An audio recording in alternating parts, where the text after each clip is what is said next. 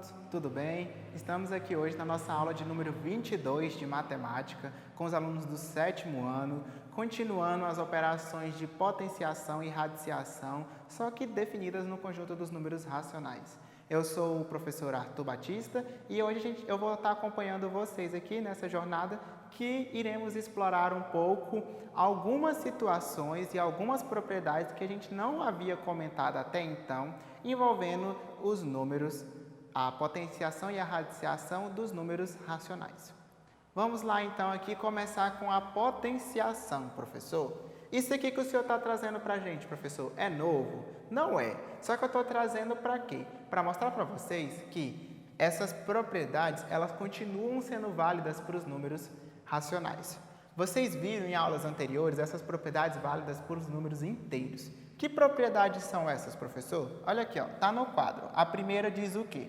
Se o expoente for par, a potência será sempre um número positivo. Sempre, professor? Sim, pessoal, pode grifar aqui a palavra sempre. Por quê?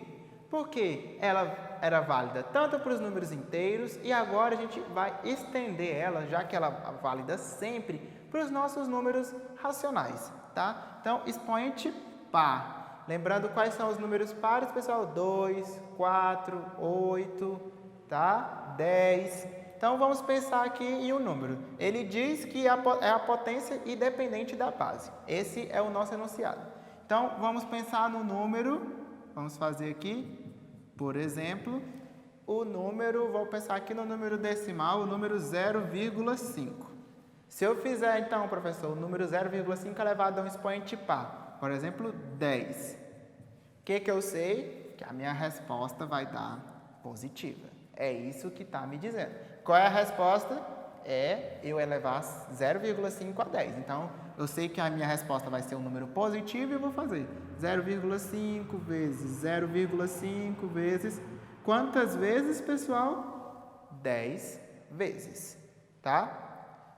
O senhor falou independente da base, professor. Então, mesmo se fosse menos 0,5 elevado a 10, já que é independente da base, vai ser sempre positivo. Essa pergunta e essa pergunta tem a mesma resposta? Exatamente, tem a mesma resposta. Por quê? O que acontece?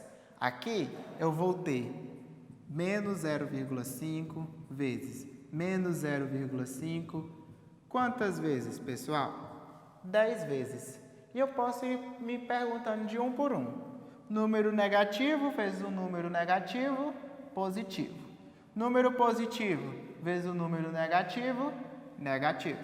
Número negativo com número negativo, positivo. Percebam que, fazendo aquele esquema de mais com menos, menos com mais, que você pode tentar associar dessa forma, só que é o produto ou a divisão de um número positivo ou de números com o mesmo sinal ou de números diferentes. Percebam que eu começo com números de mesmo sinal. No caso aqui, 2 números negativos. Como eles são de mesmo sinal, a resposta dá positiva. Então, se eu tinha 10 números, se eu for fazendo de 2 em 2, eu vou ter 5 números positivos. E a partir do momento que eu tenho esses 5 números positivos, na hora que eu multiplicar, eles vão continuar positivos. Professor, então se eu fizer assim também, menos 0,5 elevado a 10 também vai dar positivo? Agora aqui não. Por quê, pessoal? Qual que é a diferença desse para esse? Percebam que aqui eu tenho um parêntese. Esse parêntese está me dizendo o quê? Que tudo aqui dentro está elevado a 10, está elevado a um expoente par. Aqui não está me dizendo que o número negativo, menos 0,5, está elevado a 10. Eu não tenho um parêntese. Então, significa que só o 0,5 vai ser elevado a 10.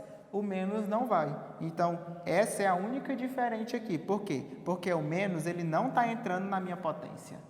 Tá? Então, a minha resposta, se eu tiver um caso dessa forma aqui, vai continuar negativa.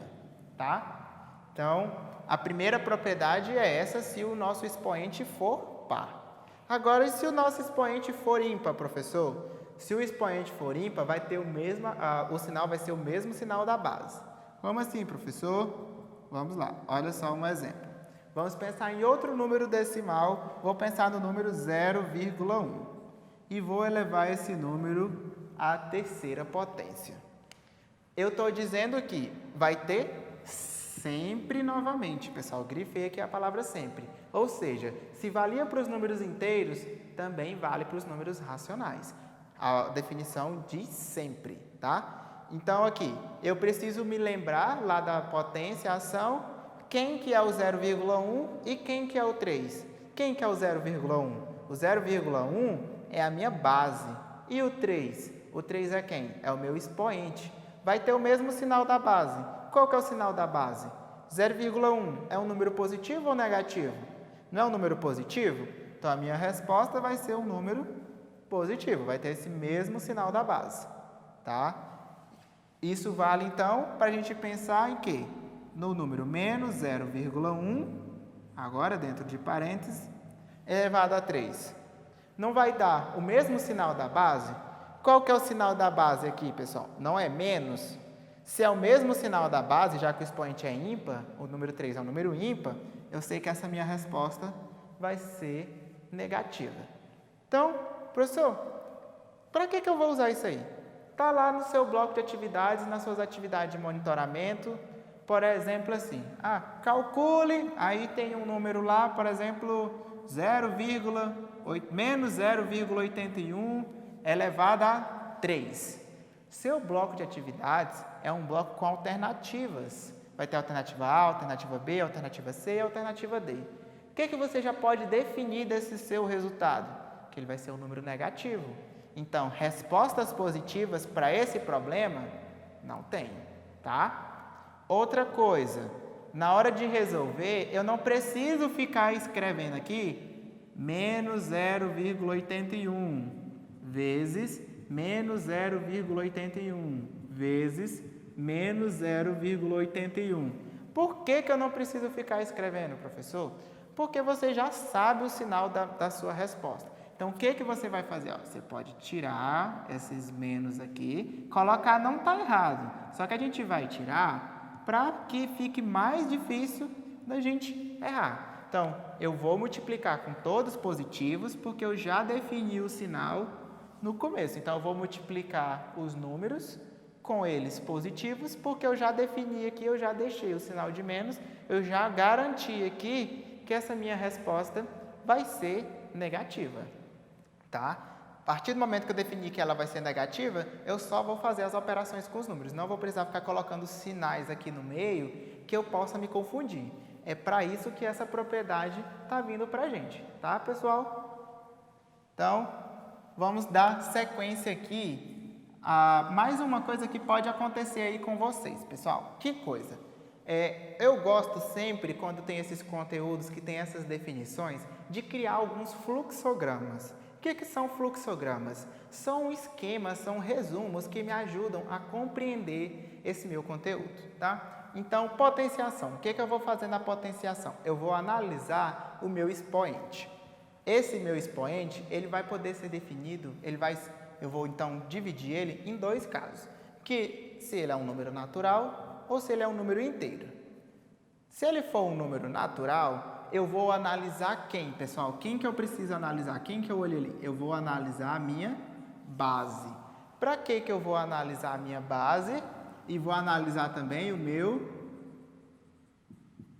expoente. Porque ali eu retomo no conceito que eu passei anterior. Se o meu expoente for par, resultado positivo. Se o meu expoente for ímpar, mesmo sinal da base. Então, eu gosto de fazer esse esquema aqui e me questionando o que acontece em cada parte, que assim eu vou estar lembrando do meu exercício, do meu conteúdo, tá? Então, agora, analisando o expoente, se ele for um número inteiro, ele vai poder ser dividido em dois conjuntos, digamos, certo? Ele pode ser um número positivo e pode ser também um número negativo. O que vai acontecer se ele for um número positivo? Ele é um número natural. Então, se for positivo, volta para cá. Se ele for um número negativo, lembrando, a gente volta lá na nossa definição, a gente tinha a propriedade, o número A elevado a menos P é o mesmo que 1 sobre A elevado a P. Ou seja, eu inverto a base. Então, eu vou criar uma fração onde o meu numerador é 1 e o meu denominador é essa base, só que elevada ao expoente positivo. Meu expoente é positivo, a partir daqui, né? Volto para cá, expoente positivo, expoente natural e retoma tudo ali novamente, tá? Eu gosto de fazer esses resumos, essa é a forma que eu faço. Eu recomendo que você faça da forma que ajuda você a memorizar essas informações, porque são conceitos que vão estar sempre aparecendo para vocês, tá? Então aqui a gente encerra, a gente finaliza a potenciação com os números racionais. Vamos então aqui, professor, para alguns casos que podem aparecer de radiciação, ou seja, a gente vai entrar aqui mais especificamente a raiz quadrada. Nesse primeiro exercício aqui, pessoal, essa é uma atividade, eu quero a raiz quadrada de 16. Eu lembro vocês que a gente tinha duas formas de fazer. Eu podia fatorar o 16, ou eu poderia lembrar lá na tabuada quais números que multiplicados por ele mesmo dá 16. Se eu for fatorar, eu vou dividir por 2, por 2, por 2, da seguinte forma: 16 por 2 é 8, 8 por 2 é 4, 4 por 2 é 2, 2 por 2 é 1. Tem 1, 2, 3, 4. Então, 2 elevado a 4, eu preciso que seja 2 elevado a um número que seja ao quadrado, retoma a propriedade de potência, 2 vezes quanto dá 4? 2 vezes 2. E 2 ao quadrado é 4 ao quadrado. Então, que número ao quadrado que dá 16? 4. Ou, simplesmente penso, vou lá nos meus quadrados. 1 ao quadrado, 1. 2 ao quadrado, 4. 3 ao quadrado, 9. 4 ao quadrado, 16. Qual foi o que deu 16? O 4 ao quadrado. Eita, professor, se eu botar uma porcentagem aqui agora, isso aqui então é só 4%? Não, porque a gente tem aqui uma porcentagem. Como que funciona a porcentagem? Porcentagem não é uma divisão por 100, então eu vou representar esse meu número, raiz quadrada de 16%, como um número racional. Por que eu vou representar como número racional, professor? Porque eu já sei fazer operações com números racionais, a operação de radiciação. Então, eu saber resolver a radiciação com números decimais me faz resolver esse problema. Então, o que é o número 16%? Né, a divisão de 16 por 100. Aqui, a partir daqui, a gente tem uma raiz que a gente já sabe fazer. Vou tirar a raiz quadrada do numerador e do denominador. Raiz quadrada de 16, 4. Raiz quadrada de 100, 10. Se eu fizer essa divisão, pessoal, se está dividido por 10 é um número o quê? Número decimal. 0,4. Então, qual é a resposta disso aqui? 0,4. Se eu quiser encontrar a porcentagem disso aqui, 0,4 é o mesmo que o quê, pessoal? Que 40%.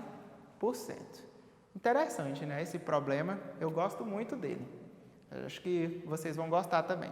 E eu faltei comentar na aula anterior, se o número já fosse decimal. O que eu ia fazer? Eu falei para vocês, representa esse número na forma de fração. Que número é esse aqui? 81 centésimo. Centésimo vem de 100. Então, vai ficar sobre 100. Que número sobre 100? 81. Raiz quadrada de 81, 9. Raiz quadrada de 100, 10. 9 sobre 10, ou seja, 9 décimos. Ok, pessoal? Tranquilo, né? Já vimos aqui, então, toda a nossa parte teórica envolvendo a potenciação e a radiciação no conjunto dos números racionais. Vimos cada um dos casos, as suas propriedades, as suas definições. Passei uma atividade aí para vocês fazerem, para vocês tentarem fazer um resuminho, um esquema com essas definições, porque a partir de agora você já está pronto para resolver todas as atividades do bloco de monitoramento de atividades, que é aquele que você precisa responder lá na plataforma Palmas Homeschool e devolver para a sua escola se você pegou o bloco. Então, tente resolver essas atividades. Caso tenha alguma questão que você ainda está em dúvida, vá até o seu professor, ele irá te ajudar. E faça isso aqui, conforme a gente tem orientado vocês, que vocês vão conseguir estar ao fim da quinzena, ao fim do ano letivo, dominando os conteúdos do 7º ano, para que você possa ir para o 8º ano com nenhum problema, beleza? Um abraço do professor Arthur, até a próxima.